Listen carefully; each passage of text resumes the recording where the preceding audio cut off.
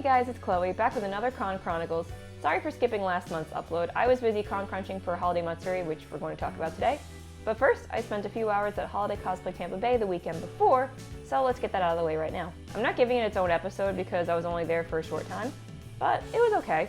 A little quiet for a Saturday morning, but I get it. Everyone was saving their money and vacation time for the biggest con of the year. I would have done the same if I still worked weekends, except that day, I was on a mission. To get an autograph and photo with Colleen O'Shaughnessy, who currently plays Tails in the Sonic franchise, including the second and upcoming third movie. So, donning my oversized Sonic and Tails t-shirt, armed with my Tails print from Abigail Starling, my favorite artist, you should go check out her work, it's good. I got my wristband and power walked into the dealer's room, making a beeline to her booth. And it worked, I was first in line. In my hands were 5 copies of that print. One for me, one for Abby, one for Colleen as a gift, and 2 others that were sent to me by mistake. Abby was an absolute bro expedite shipping these to me so that I could even do this. Sorry you're based in Seattle and couldn't make it, but I hope you enjoy the print. Colleen was the nicest person ever. She even had a Green Hill Zone backdrop for photo ops, which was a nice touch. I grew up on the Sonic games and cartoons, so it was definitely $100 well spent. Since I accomplished my mission within the first 20 minutes of the con, the rest of the day was pretty chill. Chris and I bopped around the rest of the dealer's room, good selection by the way, played a few rounds of Rocket League in the game room, and then we left for lunch just before noon. I think the Tampa Convention Center was a little too big for first-year con runners despite their success with St. Pete Comic Con and Anime St. Pete, but I did find it interesting how they chose to reserve the upstairs area for panels instead of that big downstairs area like usual. Good switch up. Programming seemed promising from what I saw on the schedule, but putting the idol show and costume contest on a small stage in the corner of the dealer's room, overall it was fine. It's a decent alternative for locals who can't afford holmat or can't go to holmat for whatever reason, but if you already have plans for holmat or if you live more than an hour away from Tampa, I wouldn't consider it a must unless you're me and there's a guest you really want to see. With that out of the way, let's move on to holmat.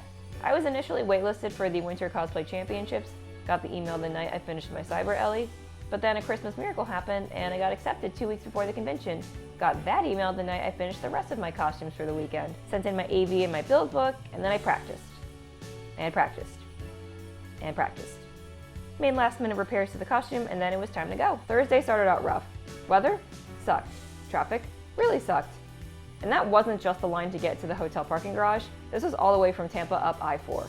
We got a late start since Chris had a work meeting, so we were really booking it to make it in time for the WCC reception before prejudging. We pull up at 3:45, I jump out of the car and I run for it while Chris gets back in the parking line. Luckily, I made it with my costume in one piece. For now. Friday was equally busy. I had 3 costume changes, the most I've ever done in a single day. 2 of them were for photo shoots and the third was to get Jamie Marchi's autograph since I'm a huge Penny and Stocking fan. I got very lucky here. I was the last person before she went on break. I was behind a college-age kid who spent over $300 on autographs, including one of those tall display prints like the ones cosplay guests have at their booths, and of course, a booby mouse pad. Jamie rolled with it like a pro. Chris and I got a chuckle out of it afterward. I wasn't laughing though when the LED strip on one of my boot covers died. Luckily, I had a spare roll and was able to replace it pretty quickly. But then the second one started flickering, turning every color other than ice blue like I needed. Huge L, but I made it to my shoot just in time and Nate Takes quickly lifted my spirits. He's awesome like that.